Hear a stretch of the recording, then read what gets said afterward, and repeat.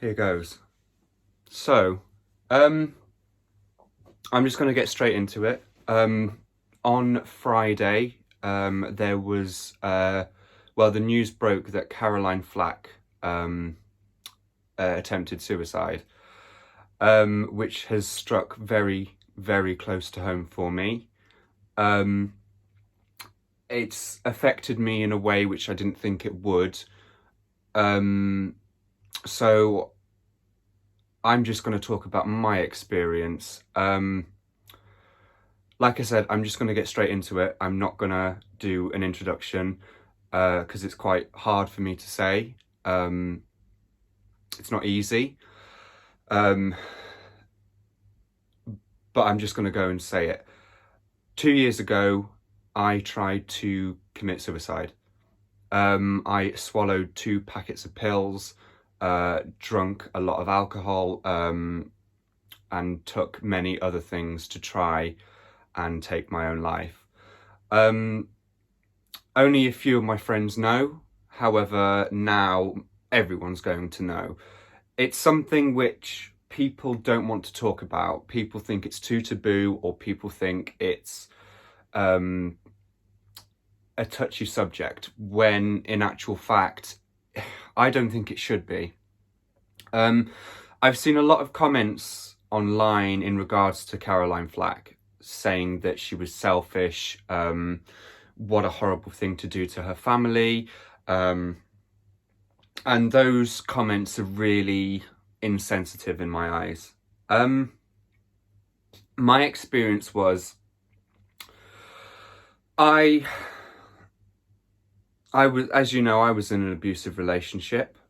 He cheated on me with a 55-year-old. He physically hit me. He said a lot of things to me. And he also cheated on me with someone who he knew I didn't like. After this point, I had to leave a job. I was living in a flat on my own. It wasn't a nice time for me. And I remember being so lost. I remember being so damaged by what he did to me and the world itself, because I remember I was trying to look for a job at the time. I was living on my own. I was trying to get over the relationship breakdown, even though I knew it was coming, because it carried on for about a year. But there was a point where I didn't want to be here anymore. I genuinely felt that I was not worthy of living. I wasn't worthy of having a boyfriend. I wasn't worthy of having a loving relationship. I wasn't worthy of having a job. That was in my mind. In my mind, that was the truth. I wasn't worthy of anything. I wasn't worthy of dog shit. It was... People always think that when someone tries to commit suicide, it's attention seeky and it's, pre-planned, but it really isn't. There was, thankfully, well, some might say unfortunately, but thankfully I was unsuccessful with taking my own life, because I'm sat in front of the camera now. But it was a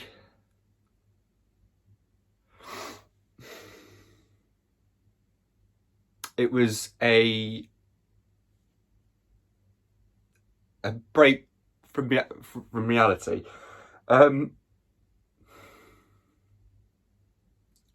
There was a split second when I truly believed everything I was telling myself.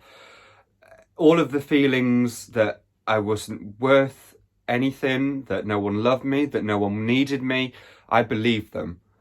It was a break off from reality. In that moment, nothing else mattered. The only thing what mattered was me dying. And I didn't pre-plan it. I didn't go into the day thinking that's what I'm going to do. It was just a split second thing.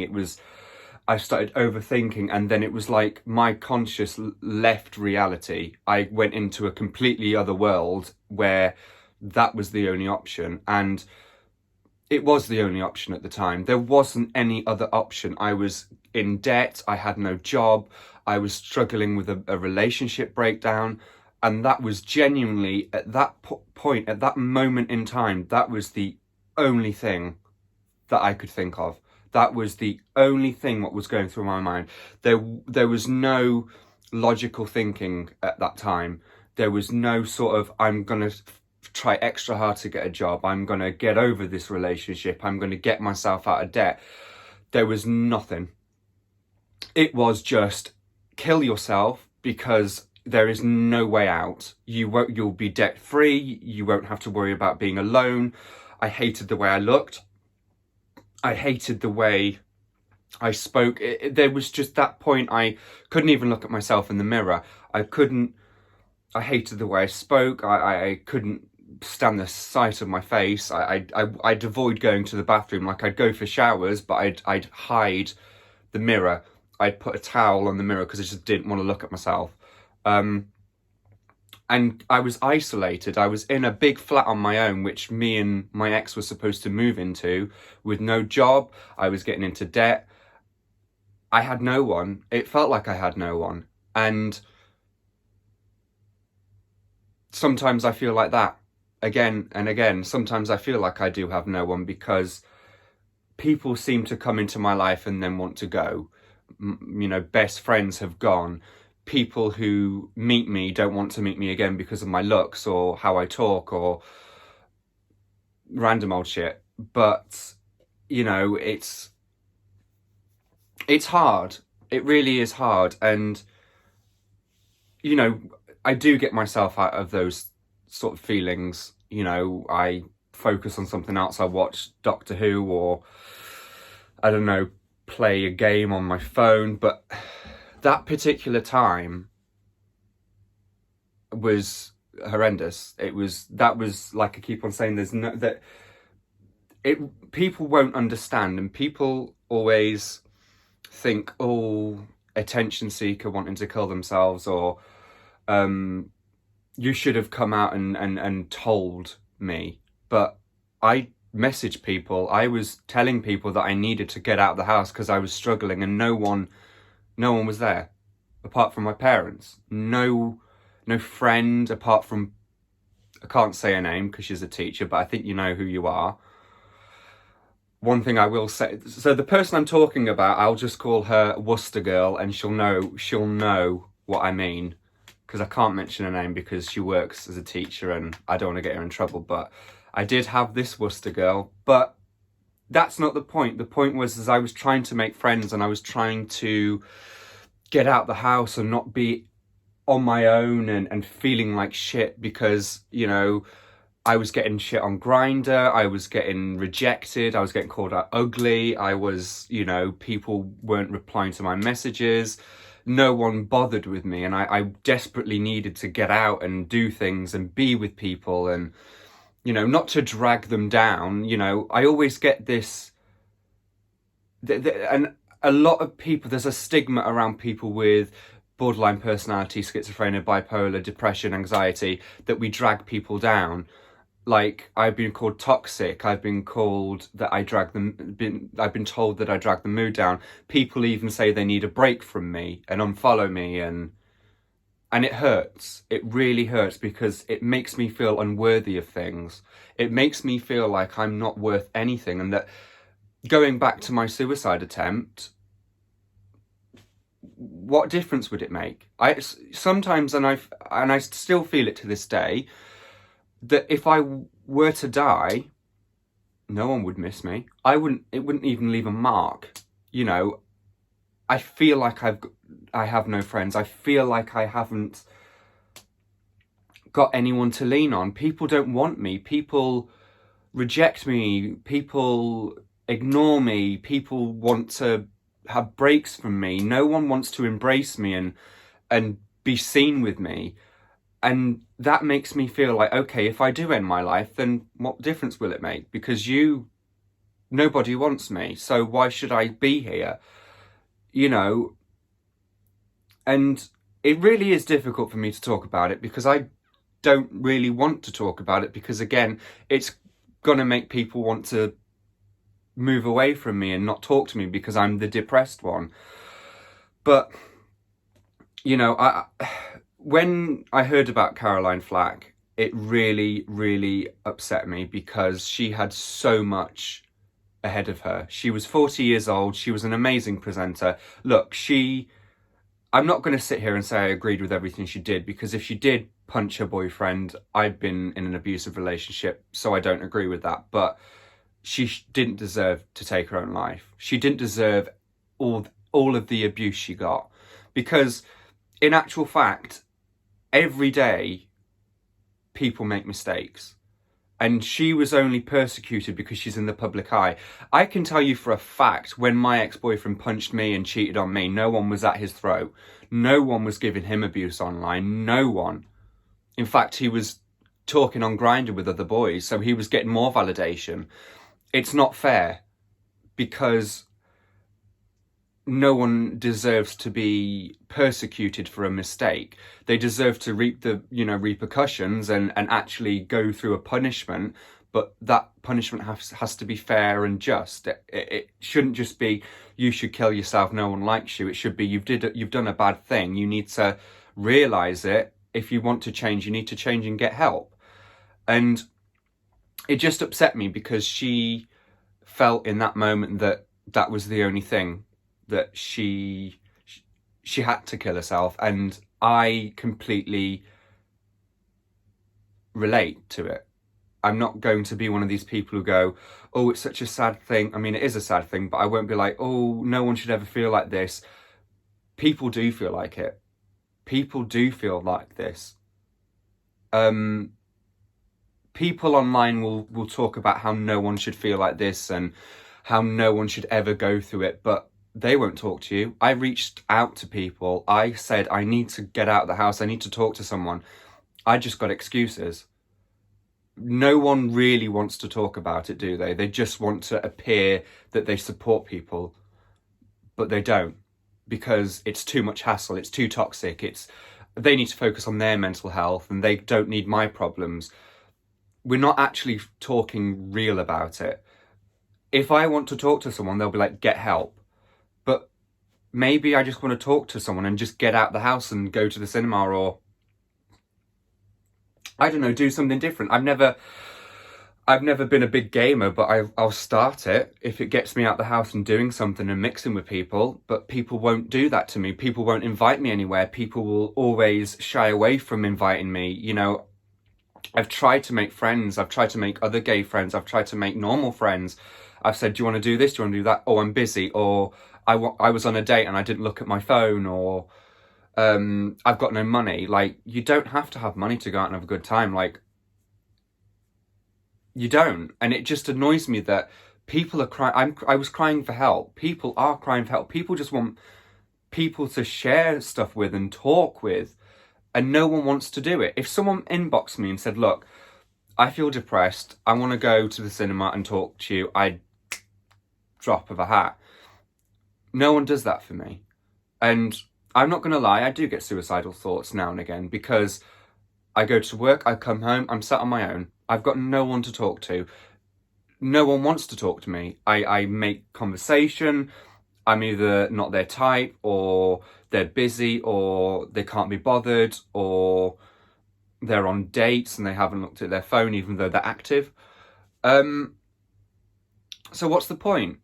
What's the point in all these people saying we need to talk more about it, we need to get together? Because you won't want to. You don't want to. I've tried. I asked for help and no one gave it to me. And, thankfully it didn't work. Thankfully I'm still here. But at that moment in time, I had no one. I felt like the only way was to kill myself. And I had every intention to kill myself. I didn't do it to have a cry for help. I didn't do it to fuck shit up and be edgy. I did it because I wanted to die, because I had no one. And that's not what people are getting. People think it's a cry for help. People think it's an attention-seeking move. No, it's not. I had no one. I was at rock bottom. I had a £700 flat I was paying with no job. I had an ex-boyfriend who reported me to the police because he got drunk one night and I kicked him out the flat, and he said that I tried to rob his flat, and his mum rung me saying that I need to get out of the flat and that I'm this, I'm that. And then he went back to his old fiance's house in Bath again. I had all of this shit to deal with. I had to deal with all of that, and you know, I didn't even have a job to go to and get my mind off it. I was in debt on universal credit, no job, no boyfriend, no prospects. I didn't even have a date I could text. I didn't even have a Tinder date. I didn't even have friends who would come round. I didn't even have friends who wanted to go out. I didn't even have friends who wanted to talk online. I had no one. And that, like I said, and I'm trying to take it slow because I don't want to cry. I do not want to cry again. I felt the only way out of that situation was to kill myself. And that's the truth. It wasn't a cry for help. It wasn't an attention-seeking move. It was intentional. At that moment in time, my mind wasn't fully set on reality, but that was the intention. It's done. It's over. At that point in time, I did not see any future for me. I didn't see past what was going on. I thought, this is it. This is the end. I cannot do this anymore. I can't keep on being strong. I can't keep on being lonely. And at that point, I thought, what's the point? I'm lonely as it is. I have no one, so I may as well just end it, because I'm not going to leave a dent in this world. No one's going to notice. You know, it even got to the point where I thought, if I die here, no one's going to check on me. So my body's probably going to be laying here for about 2 months. And that the only time someone's going to find my dead body is when I haven't paid the rent in 2 months and it's the bailiffs. You know, how sad is that? I didn't have my friend might come round for a coffee, or my other friend's going to come round and see me, or my friend's going to look at me on Facebook and see I've not been active. It was genuinely, if I do die, the only people who are going to see me are the bailiffs, because I haven't paid rent in 2 months. No one will care, because no one pays attention. No one cares what I feel, because I'm apparently redundant.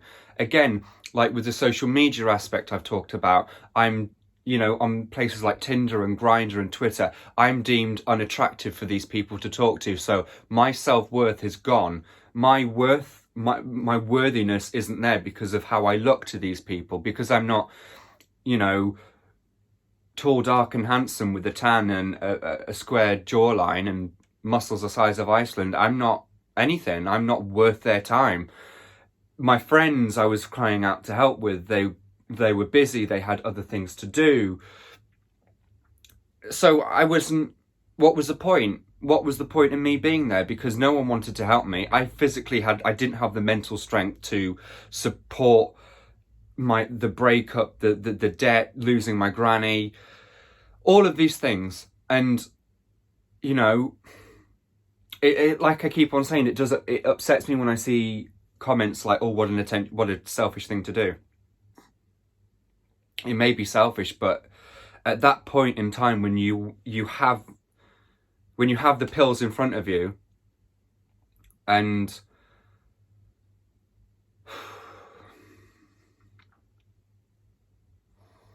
when you have the pills in front of you and thoughts going through your mind, you're not thinking about anyone else. You're thinking about ending, you know, the pain you're going through.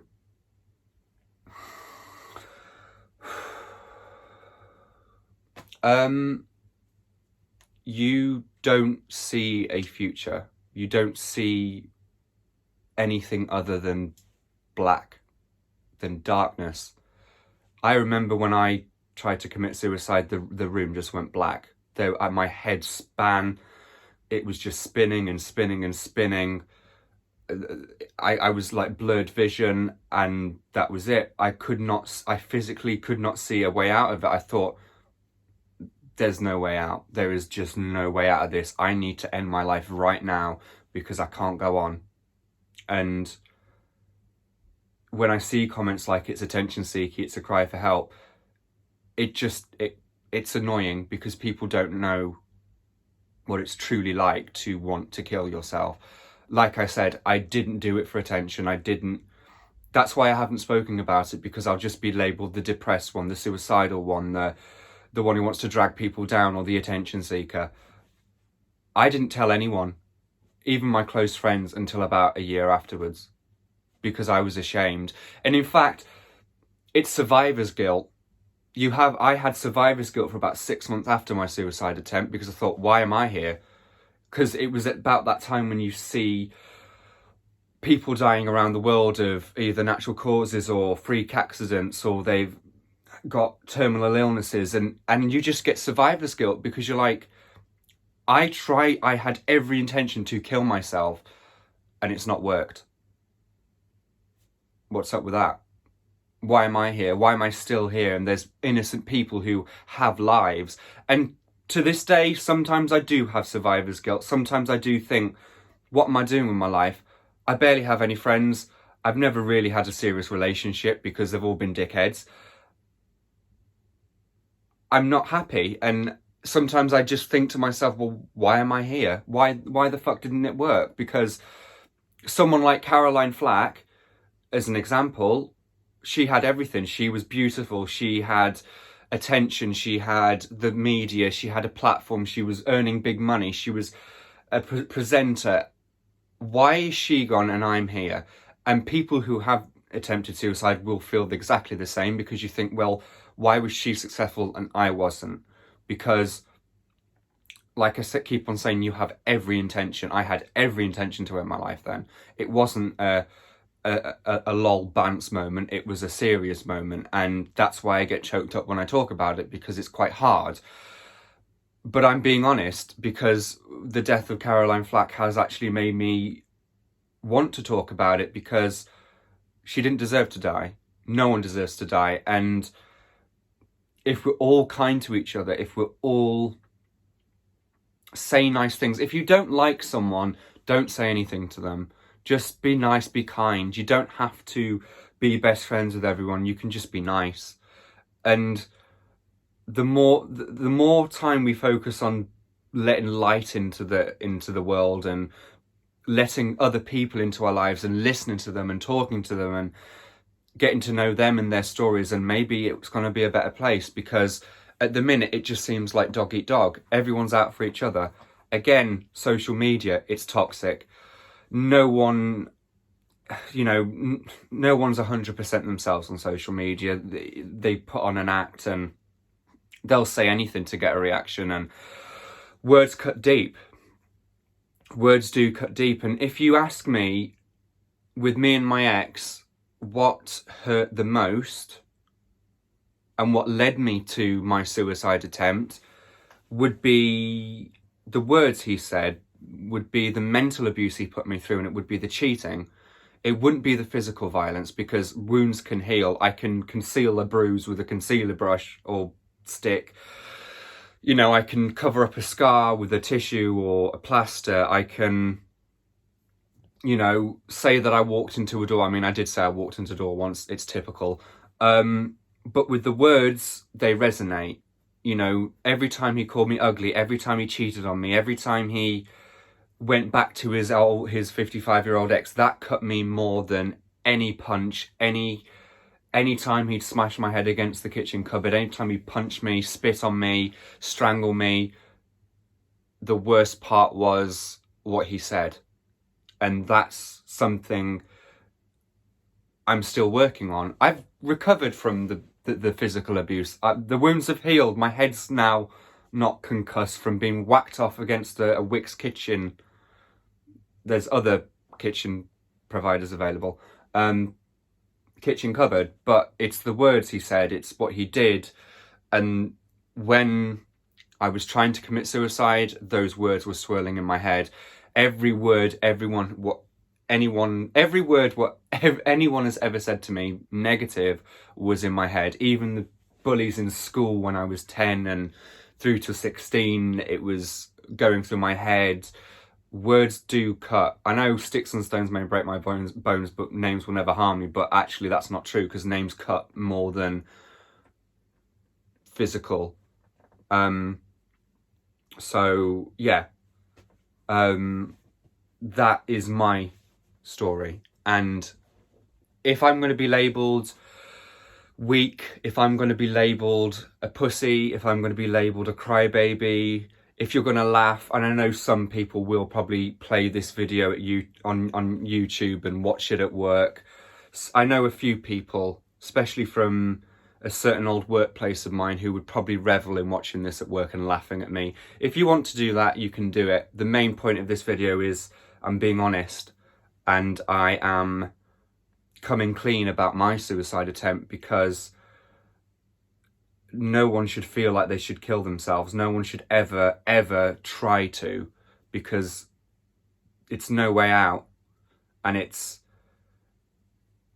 you know, life can move on afterwards, even though sometimes it doesn't look like it can change for the better.